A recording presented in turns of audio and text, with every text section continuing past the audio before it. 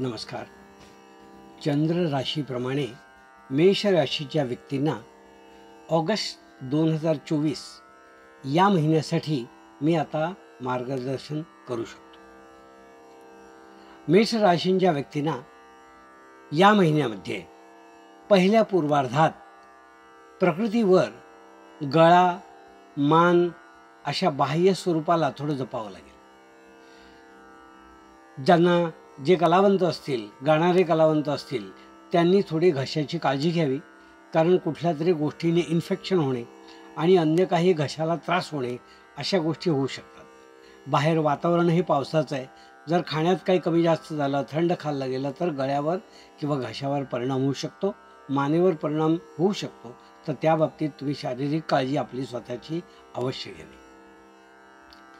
मेष राशींच्या व्यक्तींना मी असं सांगू इच्छितो की या महिन्यामध्ये शारीरिक प्रकृतीसंबंधी कोणत्याही प्रकारे हा भाग सोडला आत्तावरती उल्लेख केलेला तर तुम्हाला फारसा काही त्रास दिसून येत नाही. पण तरीसुद्धा जो एरिया तुम्हाला सांगितला आहे तिथे तुम्हाला लक्ष ठेवायला हवं, भान ठेवायला हवं. कारण बरीचशी गोष्ट जी आहे ती बोलल्याशिवाय होत नाही. आताची कामाची स्वरूपसुद्धा अशी आहेत. इथून परदेशात बोलण्याच्या नोकऱ्या असतात. अशा काही नोकऱ्यामध्ये बोलणे हे खूप महत्त्वाचं आहे. तर त्यामुळे आपण स्वतःची काळजी घ्यावी एवढंच मी या ठिकाणी सांगू इच्छितो. मेष राशींच्या व्यक्तींना मी असं सांगू इच्छितो, उत्साहाच्या भरात जर काही व्यवहार आपले चुकत नाहीत ना, या संबंधी काही काळजी घ्या. कारण एखादी गोष्ट आपली व्हायची आपण वाट बघतोय आणि अचानक संधी चालून आली, आता ती लवकरात लवकर करूया, हा जो उतावळेपणा असतो, या उतावळेपणामध्ये काही चुका घडतात आणि त्या घडण्याची शक्यता या महिन्यात मेष राशींच्या व्यक्तींना दिसून येते. म्हणून उतावळेपणा कोणत्याही प्रकारे करू नका. घाईघाईने कोणतेही व्यवहार संपवायला किंवा पूर्ण करायला जाऊ नका. त्याचा योग्य तो वेळ आहे तेवढा तो वेळ त्याला द्या आणि आपले व्यवहार पूर्ण करा.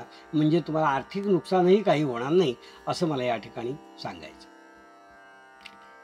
मेष राशींच्या व्यक्तींना मी असं सांगू इच्छितो की या महिन्यामध्ये नोकरीत बदल घडण्याचे योग काही दिसून येतात. काही लोक नोकरी बदलण्यासंबंधी विचार करत असतील किंवा योग्य काळ कुठला आहे यासंबंधी शोध घेत असतील तर आता तो काळ त्यांचा ह्या महिन्यात सुरू होतो आहे. त्यामुळे त्यांनी त्याविषयी योग्य ती विचारणा दुसऱ्या ठिकाणी करावी आणि आपल्या नोकरीसंबंधी बदलासंबंधी योग्य विचार करावा. कारण हा कालावधी त्यांच्यासाठी अनुकूल आहे. जे लोक उद्योगधंदा करू इच्छितात त्यांना उद्योगधंद्यामध्ये, आपल्या मोठ्या धंद्यामध्ये किंवा उद्योगामध्ये काही लाँग टर्म इन्व्हेस्टमेंट करायची असेल, म्हणजे काही मोठी मशिनरी, किमती मशिनरी अशा काही वस्तू जर आणायच्या असतील तर हा महिना त्यांच्यासाठी चांगला आहे. त्याचे चांगले रिटर्न्स किंवा त्या वस्तूंचा चांगला उपयोग दीर्घकालापर्यंत त्यांना घेता येईल. म्हणून त्यांनी अशा वस्तूमध्ये मशिनरी किंवा अन्य काही सेटअप करायचं असेल तर यासाठी आत्ता गुंतवणूक करायला या महिन्यात हरकत नाही, की जेणेकरून त्यांच्या कामामध्ये प्रगतीला फायदेशीर या गोष्टी ठरतील. जे छोटे उद्योगधंदा करणारे आहेत, स्वकष्टार्जित काम करणारे आहेत, त्यांनासुद्धा ह्या महिन्यामध्ये जे काही काम मिळतं आहे त्या कामाचा त्यांनी योग्य मोबदला घ्यावा आणि काही शिल्लक गाठीला पडत आहे का ते बघावं. कारण या महिन्यात काहीतरी शिल्लक किंवा काहीतरी आपल्या मागे रक्कमाची बचत ते करू शकतात. म्हणून त्यांनी त्या दृष्टीने प्रयत्न करावा असंच मी या ठिकाणी सांगेन. शिक्षण क्षेत्रात जी मंडळी आहेत, जी उच्च शिक्षण किंवा शालेयाच्या पुढचं शिक्षण अशी जी घेणारी मंडळी आहेत, त्यांना उत्तरार्धामध्ये त्यांच्या परीक्षा किंवा ज्या कॉम्पिटिटिव्ह एक्झाम असतात त्या एक्झामची डेट घेऊन त्या एक्झाम्ससाठी अपिअर व्हायला हरकत नाही. कारण अशा बरेच स्पर्धा परीक्षा अशा असतात की ज्या आपण डेट घ्यायची असते आणि त्या डेटमधून आपण परीक्षा द्यायची असते. तर यासाठी उत्तम कालावधी उत्तरार्ध या महिन्याचा तुमच्यासाठी आहे. तर तुम्ही त्यासाठी अवश्य प्रयत्न करा. कारण अनेक गोष्टींच्या CET आता सुरू झाल्या आहेत. प्रत्येक गोष्टीची काहीतरी पूर्वपरीक्षा असते. अशा परीक्षांसाठी हा उत्तम कालावधी मेष राशींच्या व्यक्तींना मला दिसून येतो आहे. तर त्यांनी त्याचा अवश्य लाभ घ्यावा. जी शालेय शिक्षण घेणारी मुलं आहेत, जी लहान मुलं आहेत, त्यांच्या पालकांनी त्यांच्यावर असं लक्ष ठेवावं की ती कोणत्याही प्रकारे काही खोटं तर बोलत नाही ना. खोटं म्हणजे काय, अभ्यास झाला असं सांगायचं आणि प्रत्यक्षात केलेलाच नसायचा. अशा काही गोष्टी टाळाटाळ म्हणतो तशी ही लहान मुलं या मेषराशीची करू शकतात. तर पालकांनी त्यांच्यावर हे लक्ष ठेवायचं आहे. आपलं कुटुंब जे आहे ते आपलं कुटुंबच आपल्यासाठी सर्वस्व असतं आणि ह्या कुटुंबामध्ये तुम्हाला काही गोष्टी ज्या असतात त्याचं फळ कधी मिळणार किंवा काय मिळणार याचा विचार न करता काही गोष्टी कराव्या लागतात. तर यासाठी हा महिना जो आहे तो कुटुंबासाठी काहीतरी करायचा महिना आहे. तर मेषराशींच्या व्यक्तीने आपल्या कुटुंबासाठी जास्तीत जास्त काही करता आलं तर ते अवश्य करा.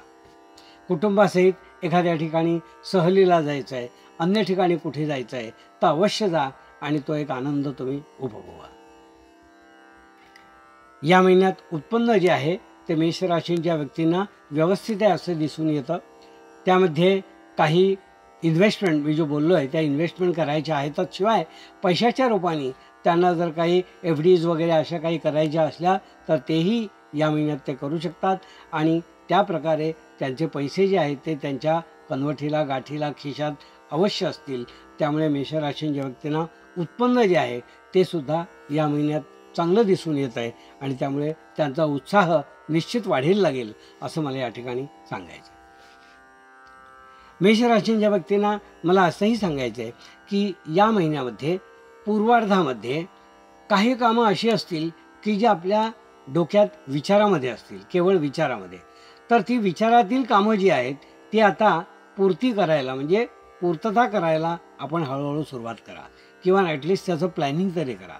किंवा या गोष्टी केव्हा होऊ शकतात, आपण केव्हा बोललं पाहिजे, हे सगळं आता ऑन पेपर आणा आणि त्या पेपरवरून आपण त्याची प्रगती साधा. हे होतं मेषराशींच्या व्यक्तींना मार्गदर्शन.